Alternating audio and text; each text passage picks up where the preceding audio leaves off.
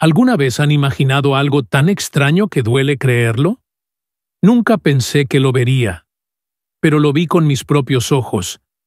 Después de 20 años lejos de casa, 20 años sin hablar con mi hijo, volví. Y lo que encontré allí dentro, no lo van a poder creer. Mi nombre es José. Tengo 72 años, y hoy voy a contarles la historia más dolorosa de mi vida. Una historia que me atormenta cada noche. Una historia que cambió todo lo que pensaba sobre la familia, sobre el amor, sobre la naturaleza humana. Si quieren saber cómo una madre puede celebrar mientras su propio hijo agoniza, si quieren entender cómo el orgullo puede destruir a toda una familia, suscríbanse ahora, porque esta historia los va a impactar de una forma que nunca imaginaron. Y necesito contarla. Necesito que alguien sepa la verdad sobre lo que pasó en esa casa. Porque después de lo que vi, después de lo que viví, entendí que el mundo puede ser mucho más cruel de lo que uno imagina. Y que a veces las personas que deberían protegernos son exactamente las que más nos lastiman. 20 años.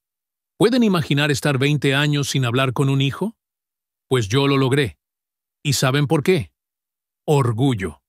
Puro orgullo. Pero déjenme contar desde el principio, desde cuando todo empezó a salir mal. Ricardo nació en 1975. Un niño hermoso, lleno de vida, lleno de sueños. Desde pequeño era diferente a los demás niños. Mientras los otros jugaban al fútbol, con carritos, Ricardo estaba dibujando todo el tiempo, en las paredes, en los cuadernos, en cualquier papel que encontraba frente a él. Yo no lo entendía. Mi padre me había criado de una forma dura. ¿Saben? Trabajo, disciplina, responsabilidad. Un hombre de verdad no pierde el tiempo con dibujos, con arte. Un hombre de verdad trabaja, mantiene a su familia, construye algo sólido en la vida. Pero Ricardo era terco. Cuanto más le decía que dejara esas tonterías, más se dedicaba. En la adolescencia quería estudiar en la universidad. Artes. ¿Pueden imaginarlo? Yo trabajaba como un condenado en la construcción. Me partía la espalda todos los días para darle una vida mejor. Y él quería estudiar artes. Ahí comenzaron las peleas. Peleas feas, gritos, portazos. Yo le decía que estaba tirando su vida a la basura, que se iba a morir de hambre, que el arte no daba dinero. Y él me gritaba de vuelta. Decía que yo no entendía nada, que era un hombre limitado, sin visión. Limitado. Esa palabra me dolía más que cualquier bofetada. Yo, que me había matado trabajando para darle todo, y él me llamaba limitado. La gota que colmó el vaso fue cuando trajo a Ana a casa. Ana era una chica bonita, eso lo admito, pero había algo en ella, algo que me incomodaba. La forma en que miraba nuestras cosas, nuestra casa sencilla, la manera en que hablaba, siempre con un tono de superioridad, y apoyaba a Ricardo en todo. Decía que él era un artista incomprendido, que yo era un padre retrógrado, que iban a demostrarle al mundo su talento. Ella puso a mi propio hijo en mi contra. La pelea final ocurrió una noche de diciembre. Ricardo tenía 22 años. Llegó a casa diciendo que iba a casarse con Ana, que se mudarían a otra ciudad, que había conseguido una beca para estudiar arte en una universidad privada. Exploté. Le dije que estaba siendo manipulado por esa muchacha, que ella solo quería aprovecharse de él, que estaba cometiendo el peor error de su vida. Y entonces dije algo de lo que me arrepiento hasta hoy. Le dije, si sales de esta casa para vivir esa vida de vagabundo, no vuelvas más. Para mí, dejas de ser mi hijo. El silencio que se hizo en esa sala. No se imaginan. Ricardo me miró con una tristeza tan profunda, tan dolorosa, que sentí como si me hubieran dado un golpe en el estómago. Pero el orgullo, el maldito orgullo, no me permitió retroceder. Se fue esa misma noche. Llevó 2 maletas de ropa y nunca más volvió. ¿Y yo? Yo fingí que no me importaba. Fingí que estaba aliviado. Pero por dentro estaba destrozado. Pasaron los años. 5 años, 10 años, 15 años. A veces escuchaba noticias de él a través de conocidos. Que se había graduado, que trabajaba como profesor de arte, que Ana había quedado embarazada pero perdió al bebé. Pero nunca tuvimos contacto directo. Envejecí solo. Mi esposa había muerto cuando Ricardo era adolescente, y ahora ya no tenía a nadie más. Trabajaba, volvía a casa, veía televisión, dormía. Todos los días la misma rutina. Todos los días pensando en él, pero sin valor para llamar, para buscarlo. Hasta que llegó esa llamada. Era un martes por la mañana. Estaba desayunando cuando sonó el teléfono. Una voz de mujer, fría, directa. «¿Señor José?» «Soy Ana, esposa de Ricardo. Necesito hablar con usted». Mi corazón se aceleró. 20 años. 20 años sin escuchar nada. Y de repente Ana llamaba. Algo estaba mal. Muy mal. «Ricardo está enfermo», dijo. «Muy enfermo. Cáncer. Etapa avanzada». El mundo se derrumbó en mi cabeza. Cáncer. Mi hijo tenía cáncer y yo ni siquiera lo sabía. ¿Cuántos meses? ¿Cuántos años había estado sufriendo solo? ¿Él? ¿Quiere verme?, pregunté, con la voz entrecortada. «No sabe que estoy llamando», respondió Ana. «Pero creo que usted debería venir. No sé cuánto tiempo le queda». Colgué el teléfono y lloré. Lloré como no había llorado desde el día que murió mi esposa. 20 años perdidos. 20 años de orgullo idiota, de terquedad, de palabras no dichas. Hice una maleta ese mismo día. El viaje en autobús hasta la ciudad donde vivían duraba 8 horas. 8 horas para pensar, para arrepentirme, para imaginar cómo sería volver a ver a mi hijo después de tanto tiempo. ¿Me perdonaría? ¿Todavía habría tiempo para arreglar todo? ¿Sería capaz de decirle cuánto lo amaba, cuánto lo extrañaba? La carretera parecía interminable. Cada kilómetro me acercaba a la verdad y me alejaba de la paz, porque sentía que iba hacia algo mucho más grande que un simple reencuentro. Iba hacia el ajuste de cuentas de mi vida. Capítulo 2. El silencio de la casa. 15 a 16 minutos. Cuando el autobús se detuvo en la terminal de la ciudad, eran las 4 de la tarde. Una ciudad pequeña, bonita, con árboles en las calles y casas bien cuidadas. Muy diferente del lugar donde yo vivía. Tomé un taxi y di la dirección que Ana me había dado. Durante el trayecto me imaginaba cómo sería su casa. Ricardo siempre tuvo buen gusto, siempre le gustaron las cosas bonitas. ¿Habría logrado cumplir sus sueños? ¿Estaría feliz, a pesar de la enfermedad? La casa era hermosa. Una casa de 2 pisos, con jardín al frente, portón de hierro trabajado. Mucho más bonita que cualquier lugar donde yo había vivido. Por un momento, me sentí orgulloso. Mi hijo lo había logrado.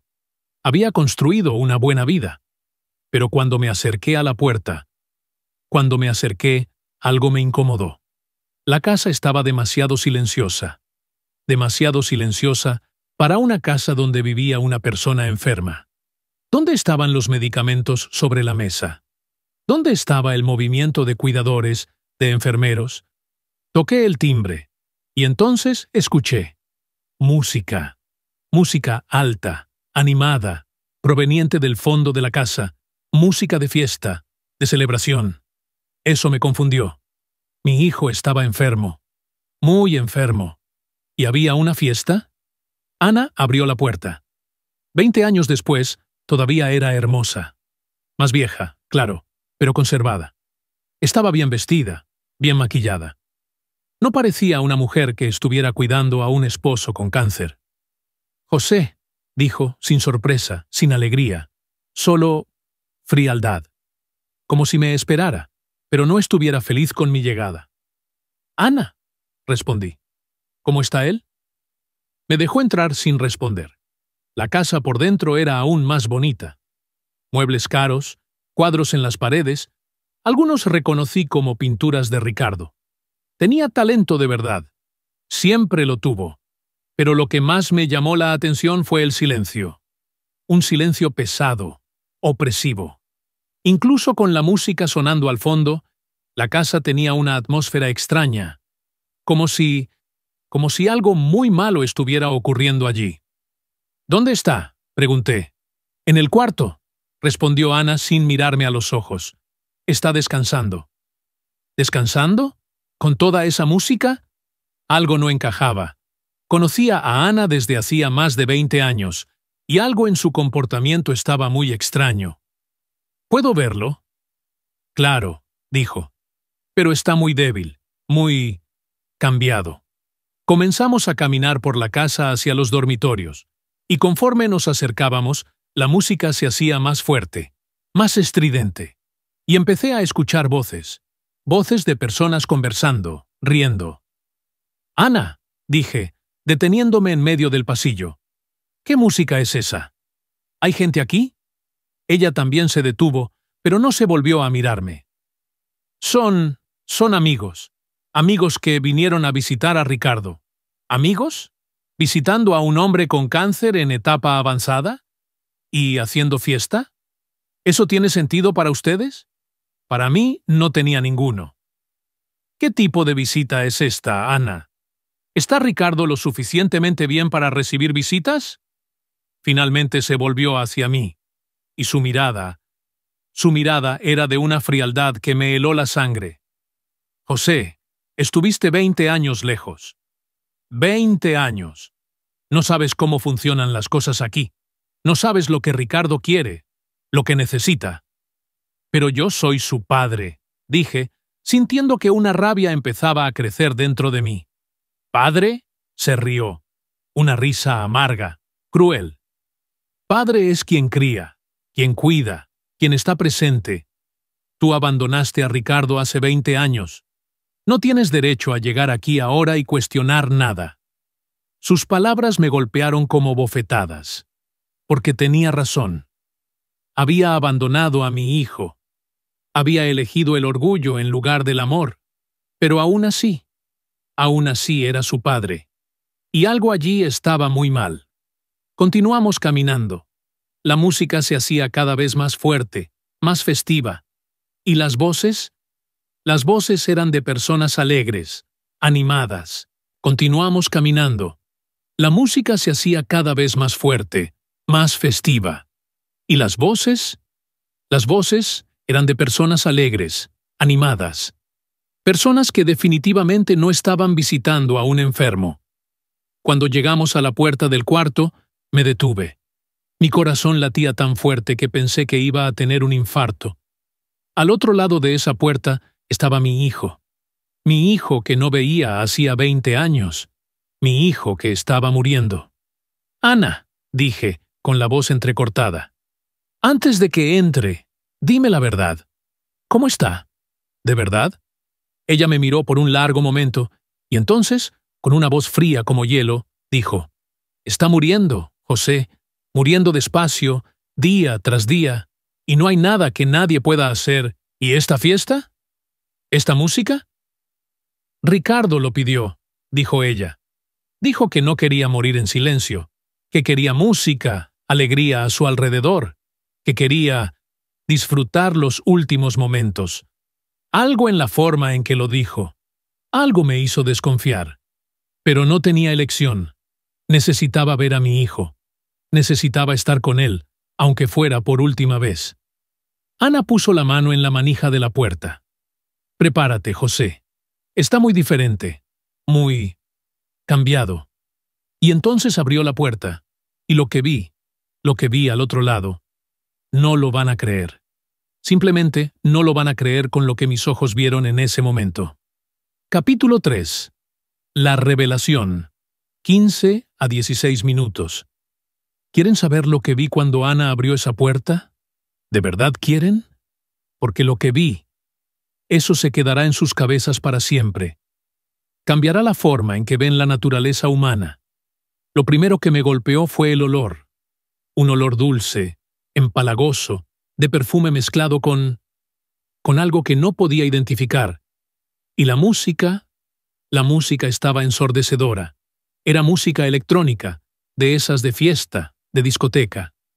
Y entonces vi a las personas. 5, 6 personas repartidas por la habitación. Hombres y mujeres, todos bien vestidos, todos con copas en la mano. Bebiendo, conversando, riendo, como si estuvieran en una fiesta de cumpleaños. Pero lo que realmente me impactó, lo que me hizo sentir como si me hubieran dado un golpe en el estómago, fue ver a mi hijo. Ricardo estaba en la cama. Una cama grande, matrimonial, en medio de la habitación. Estaba acostado, con los ojos cerrados, respirando con dificultad. Pálido, delgado, con el rostro hundido. Irreconocible. Ese no era el niño fuerte y lleno de vida que había salido de mi casa 20 años atrás. No sé explicar lo que sentí en ese momento. Era como si el tiempo se hubiera detenido solo para que yo enfrentara el peso de todo lo que había hecho o dejado de hacer. La habitación parecía demasiado pequeña para tanto silencio y tanta culpa. Las personas a mi alrededor se movían, reían, hablaban, pero nada de eso tenía sentido. Solo podía mirar ese cuerpo delgado, inmóvil, y darme cuenta de lo cruel que había sido la vida, y de lo mucho que yo había ayudado en esa crueldad. Había algo profundamente equivocado en esa escena. El contraste entre la fiesta y la muerte me carcomía por dentro. Era como si cada carcajada fuera una cuchilla entrando en mi piel, recordándome que había llegado demasiado tarde. Aquella habitación era un retrato de todo lo que había perdido. Amor, tiempo, perdón. Y ahora solo quedaba el arrepentimiento. Un tipo de dolor que no grita, pero consume lentamente, como fuego escondido bajo la ceniza. Permanecí allí, de pie, observando. Las luces parpadeaban. El olor a perfume barato se mezclaba con el de medicinas y velas. Era una mezcla que me causaba náuseas, pero no podía irme. Mis ojos recorrían el lugar, buscando alguna señal de que aún había vida, alguna chispa que me hiciera creer que eso no era real. Pero la muerte, cuando llega, tiene un silencio que uno reconoce. Y yo lo reconocí. Por dentro, sentí que algo se rompía. No fue el tipo de dolor que viene y se va. Fue algo más profundo, más sucio. Era el peso de los años desperdiciados, de las palabras no dichas, de los abrazos rechazados, de las promesas olvidadas. Siempre creí que tendría tiempo. Tiempo para arreglarlo. Tiempo para pedir perdón. Tiempo para ser padre. Pero el tiempo no es generoso con quienes desperdician el amor. Cuando finalmente me acerqué a la cama, vi cuánto había cambiado su rostro. El brillo en sus ojos se había ido, y lo único que quedaba era un cuerpo cansado, luchando contra lo inevitable. En ese instante comprendí. El tiempo no solo se había llevado su juventud, también se había llevado la mía. Llegué allí como un hombre viejo, cansado, intentando revivir algo que ya no existía. Los sonidos a mi alrededor se volvieron distantes. Las voces, las risas, todo se volvió opaco, como si el mundo hubiera caído bajo el agua. El reloj en la pared marcaba el tiempo con crueldad. Cada tic era un recordatorio de que había llegado tarde, que llegué cuando ya no había nada que decir. Me senté a su lado. Sus manos estaban frías y las mías temblaban. No necesitaba palabras. Ninguna sería suficiente. A veces el silencio es la única forma de pedir perdón que existe, y en el silencio permanecí. Por un instante sentí una especie extraña de paz. No porque hubiera perdón, sino porque finalmente acepté lo que siempre negué. Fallé. Fallé como padre, fallé como hombre, fallé conmigo mismo. Pasé toda la vida creyendo que ser fuerte era no mostrar debilidad, que ser hombre era callar el dolor, tragar el llanto, dar la espalda. Pero el precio de eso es alto, demasiado alto. Cuando noté que ya no respiraba, lo único que quedó fue el sonido de la fiesta. La risa lejana, la música fuerte, el tintinear de los vasos. El mundo parecía burlarse de mí. Afuera había vida, y dentro, la muerte. Fue entonces cuando comprendí el sentido de aquella fiesta. Tal vez él no quería ser recordado por el final, sino por el ruido de la vida que aún palpitaba a su alrededor. Tal vez había entendido algo que yo tardé décadas en entender, que morir es inevitable, pero desaparecer es una elección. Permanecí allí hasta que salió el sol. Vi la luz entrar por las rendijas de la ventana y tocar su rostro, y por primera vez en muchos años lloré. Lloré de verdad, no por pena, sino por gratitud, por haber tenido tiempo de verlo una última vez, aunque fuera para sentir el peso de la culpa. Más tarde, bajé al taller, como él había pedido. El lugar estaba oscuro, olía a pintura y polvo. Las paredes estaban cubiertas de cuadros, todos diferentes, todos con un dolor escondido detrás de los colores. Pero había uno en especial, cubierto con una tela blanca, justo en el centro de la sala. Me acerqué despacio, dudando. Parte de mí no quería mirar, como si ver aquel cuadro fuera a confirmar que realmente se había ido. Pero tenía que cumplir su último pedido. Cuando retiré la tela, el aire pareció volverse más pesado. El cuadro era un autorretrato, pero lo que me paralizó no fue su rostro, fue lo que estaba detrás. Una sombra, alta, oscura, con ojos que parecían seguirme, y esos ojos eran los míos. El cuadro era más que una pintura. Era una confesión silenciosa. Era como si hubiera dejado allí todo lo que nunca logró decirme. Me quedé mirando por minutos, tal vez horas. Cada trazo contaba una historia. La sombra no parecía un enemigo, sino una presencia constante. Era yo, el peso de mi ausencia, el fantasma que acompañó su vida desde el día en que decidí irme. No me odiaba. Solo aprendió a convivir con el dolor de haber sido olvidado. Salí de allí con el cuadro en los brazos. Afuera, el viento soplaba frío, el cielo ya despejado, y la ciudad empezaba a despertar. Y entendí que aquel cuadro no era solo un recuerdo, era una herencia, un recordatorio de todo lo que el amor puede ser, y de todo lo que el orgullo destruye. Desde ese día, nunca más pude mirarme al espejo de la misma manera. Cada vez que me observo, veo la misma sombra del cuadro, la misma presencia que él pintó. Porque la verdad es que, cuando abandonas a alguien que te ama, dejas una parte de ti atrás, y esa parte nunca regresa. Hoy, años después, aún guardo ese cuadro conmigo, no por apego, sino porque es lo que queda de mi humanidad. Me recuerda que el tiempo no vuelve, que el perdón no siempre llega, y que la vida, por muy larga que sea, siempre cobra el precio de las decisiones que tomamos en silencio. Y al final, lo que más duele no es lo que perdí, sino lo que nunca tuve el valor de vivir.